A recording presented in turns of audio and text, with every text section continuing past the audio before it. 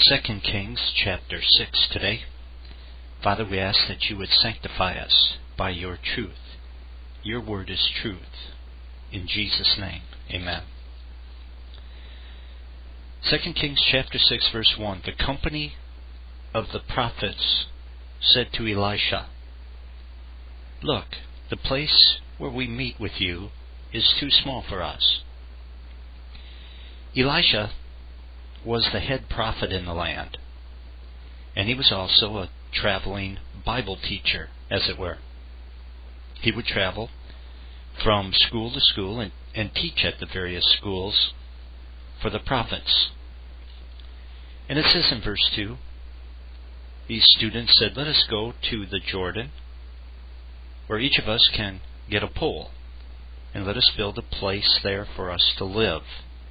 They needed more room, and so the students asked for permission to build a bigger meeting place. And Elijah gives them the permission. He said, "Go." Then one of them said, "Won't you please come with your servants?" "I will," Elisha replied. There's something refreshing about that. That's pretty neat, actually. These students asked their teacher, Elisha, to go with them. A bunch of students want their teacher to join them, and he says, okay. That's a good relationship. You know, there doesn't need to be any generation gap, and there will not be if everyone involved puts Christ first in their life. Verse 4. Elisha said, "I will," and he went with them. And they went to the Jordan and began to cut down trees. As one of them was cutting down a tree, the iron axe head fell into the water. "Oh, my Lord," he cried out, "it was borrowed." And so one of the students was swinging an axe, cutting down a tree, and the heavy axe head flew off and fell into the deep, muddy Jordan River. The good news is, it didn't hit anyone in the head and kill them, which could have happened. The bad news is, the axe was borrowed. And being a student, he doesn't have the money, he doesn't have the means to go to the local Menards and buy a new one. And so, it was bad, but at least no one got hurt. It was bad, but no one was hurt, so it could have been much worse. Usually, no matter how bad things get, it could always be worse. Unless someone is burning in hell, things are not as bad as they could be. Our situation could be bad, but it's not as bad as burning in hell. Verse 6. The man of God asked, "Where did it fall?" And when he showed him the place, Elisha cut a stick and threw it there, and made the iron float. And, of course, there was nothing in the stick that made the iron float. But so often we see God using some physical object to do a spiritual thing. And this is clearly a miracle. The Jordan, as I mentioned earlier, was deep and muddy. The axe head is on the bottom somewhere. They could not find it on their own if they searched for a long, long time. And so God did a miracle and found it for them. This wasn't about saving a soul from hell. It wasn't even a life or a death type of a situation, but it was important to this young man, so it was important to God. If something concerns us, it concerns God, because He loves us. Verse 7. "Lift it out," he said. Then the man reached out his hand and took it. Could you just imagine how relieved this young man was? It's like if you've ever, lost your purse or lost your wallet someplace. Oh, it's such a relief when you find it. And all this young man had to do was take it. He was in trouble. He cried out to God. God did the work. And all the young man had to do was just receive the benefits of what God had done for him And it's the same with us in Jesus, isn't it? Jesus did the work of redemption on the cross. He did all the work. All a lost sinner has to do is reach out and receive the gift of salvation. Verse 8. Now the king of Aram was at war with Israel. After conferring with his officers, he said, I will set up my camp in such and such a place. And the man of God sent word to the king of Israel, beware of passing that place, because the Arameans are going down there. This is great. God is giving Elisha, the prophet, classified information concerning Israel's enemies, Syria. Elisha then passes that information on to the king of Israel so that he can avoid trouble.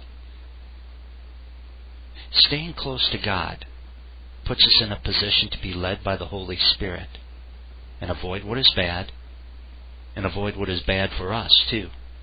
Verse 10. So the king of Israel checked on the place indicated by the man of God. Time and again Elijah warned the king so that he was on his guard in such places. In other words, it just keeps happening. Syria makes plans. God tells Elisha what those plans are, and Elisha tells the king of Israel.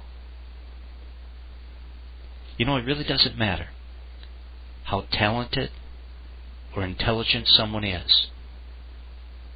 If God does not add His blessing to what they do, it will end in frustration and failure. And Syria should be learning that lesson right here. Verse 11, this enraged the king of Aram. He summoned his officers and demanded of them, will you not tell me which of us is on the side of the king of Israel? And so the king of Syria thinks that there's a spy in his army. Someone here is passing classified information to Israel. Has to be. There's no other logical explanation. The king is seeking a natural explanation for his failure, and he doesn't even consider the fact that it might be God trying to get his attention. Verse 12. None of us, my lord, the king, said one of his officers, but Elisha, the prophet, who is in Israel, tells the king of Israel the very words you speak in your bedroom. And that is an amazing thing, and it is something to think about. The bedchamber or the bedroom would be the most private place in the entire house.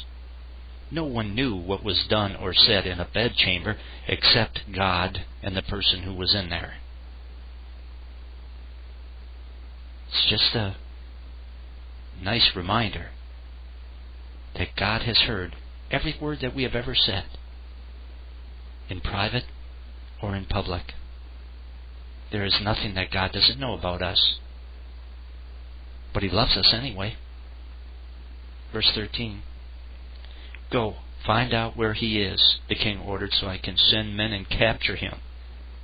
The report came back, he is in Dothan. Then he sent horses and chariots and a strong force there. They went by night and surrounded the city. Elisha is in the city of Dothan.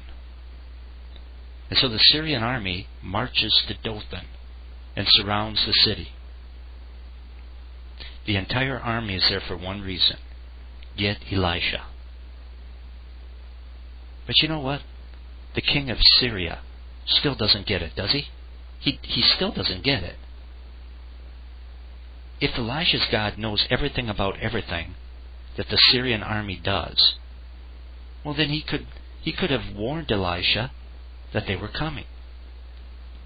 Or he could certainly help Elisha in some other way. Those who love not the truth are sent a strong delusion so that they believe a lie. They believe foolishness.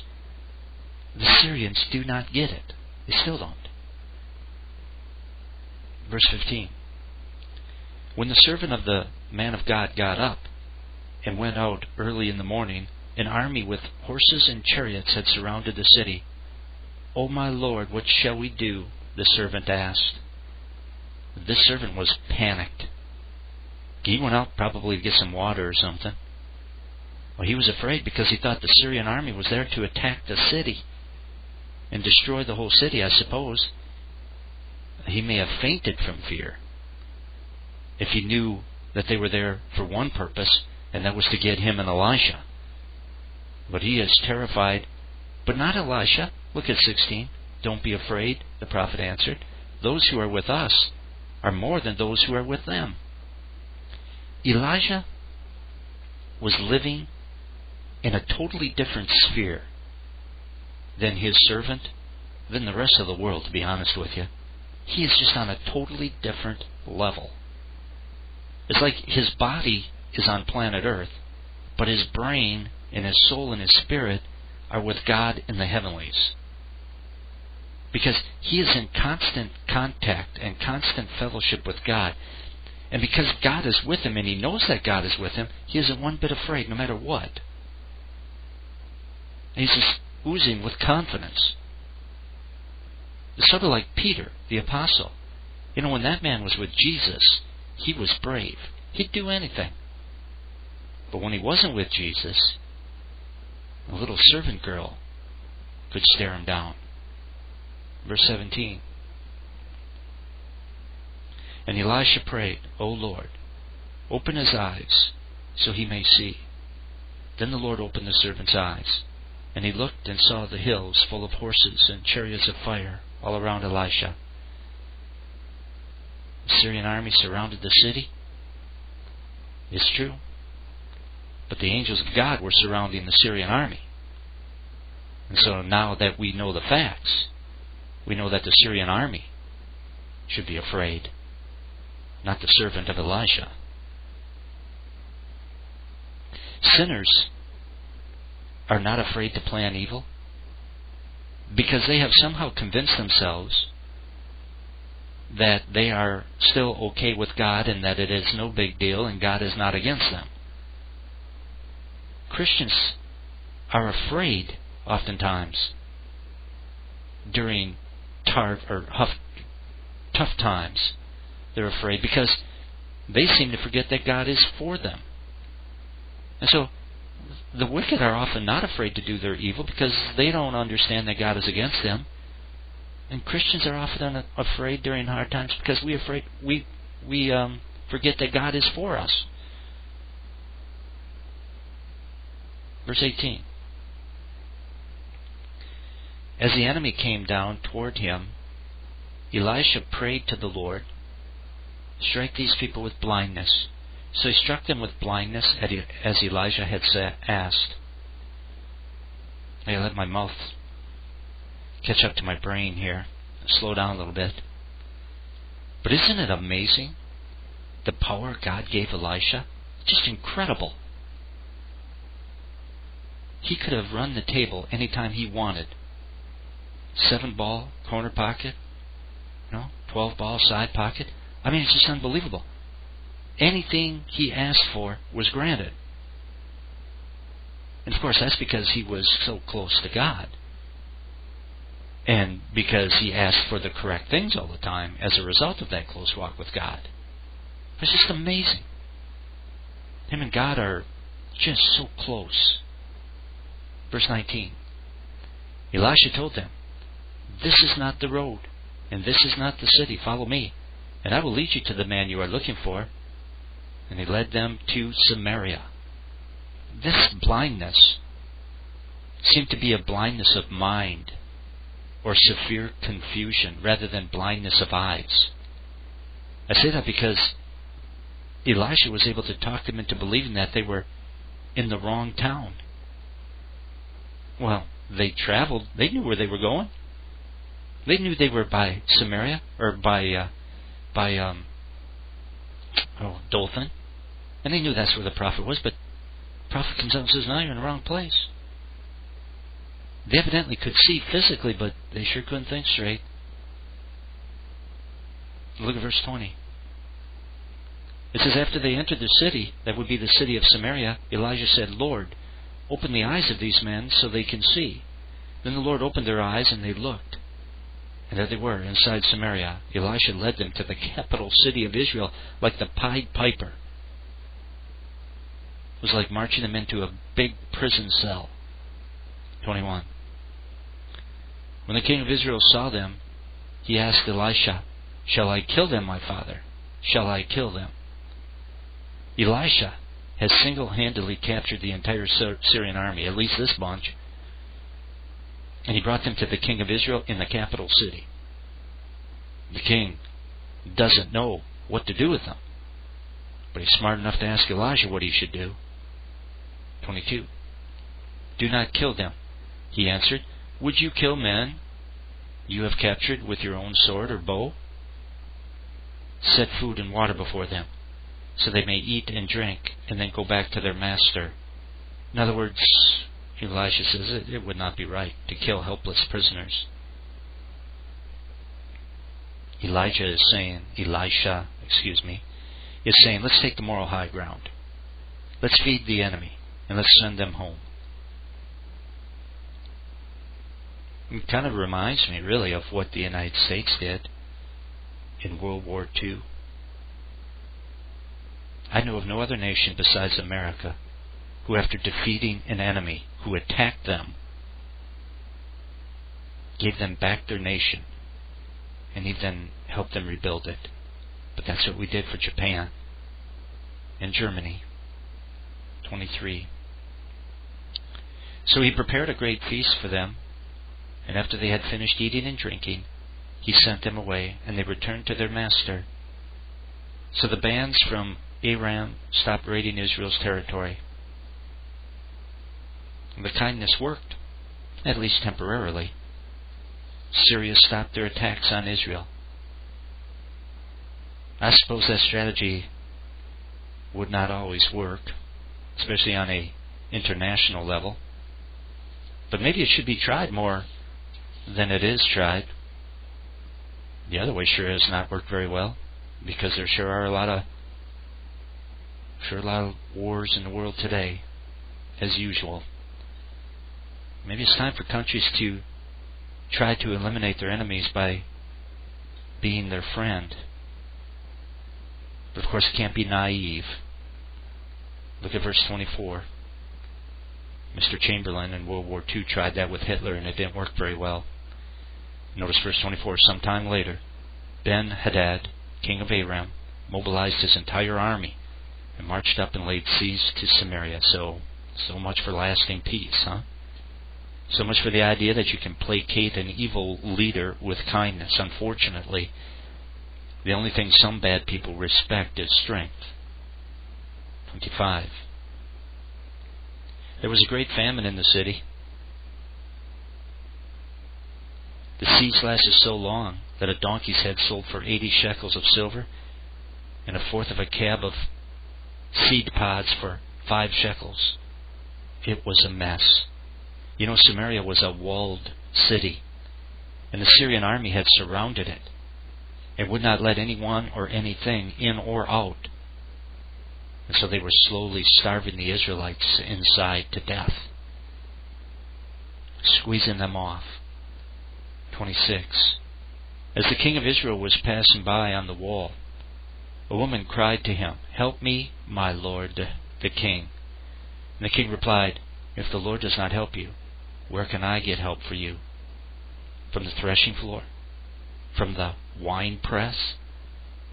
This woman is starving. She is desperate. So she asks the king for help. Maybe she thinks he has a storehouse full of food stashed away someplace, but he does not. But he is correct about one thing. The help of man is no help at all, unless God adds His blessing to it. 28. Then he asked her, "What's the matter?" She answered, "This woman said to me, 'Give up your son so we may eat him today, and tomorrow we will eat my son.' So we cooked my son and ate him, and the next day I said to her, 'Give up your son so we may eat him,' but she had hidden him." God had warned His people back in the book of Leviticus, before they even entered the promised land, and again in Deuteronomy, that if they turned from Him and they turned to sin, they would eventually stoop to the level of killing and eating their own children. And that's exactly what happened. And they maybe they didn't believe that it would ever get to that, but it certainly did. Because when sin controls people, they will do degrading and harmful things to themselves and to others, things that they never dreamed they would ever do. 30. When the king heard the woman's words, he tore his robes. As he went along the wall, the people looked, and there underneath he had sackcloth on his body. Tearing your clothes was a symbolic way of mourning in those days. And when the king tore his clothes, it revealed he was wearing sackcloth underneath. And sackcloth was another symbol of mourning. So there's a whole lot of misery in Israel. And all this misery started way back when Solomon was king. And he thought that it was the correct thing to do, the politically correct thing to do, to introduce idol worship in Israel and to tolerate it. And now look at what this open-minded attitude caused. 31. He said, "May God deal with me, be it ever so severely, if the head of Elisha, the son of Shaphat, remains on his shoulders today." So the king blames Elisha for this horrible situation, I suppose, because it was Elisha who told the king to release those Syrian soldiers when they could have killed them. Now look at verse 32. Now Elisha was sitting in his house, and the elders were sitting with him. The king sent a messenger ahead, but before he arrived, Elisha said to the elders, "Don't you see how this murderer is sending someone to cut off my head? Look, when the messenger comes, shut the door and hold it shut against him. Is not the sound of his master's footsteps behind him?" Elisha was living in Samaria and undoubtedly starving like everybody else in Samaria.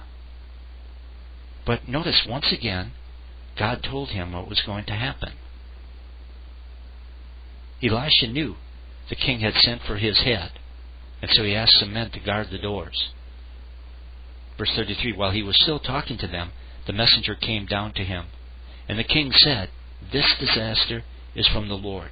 Why should I wait for the Lord any longer?" When the king's messenger said that the evil Samaria was experiencing was from the Lord, he was correct. It was from the Lord.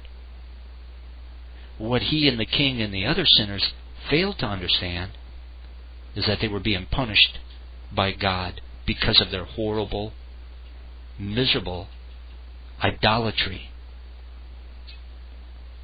Sinners often blame God for their trouble, but they seldom look beyond their trouble, and they seldom look to their sin and blame their own sins. And yet that is the first thing a person should look at during times of trouble.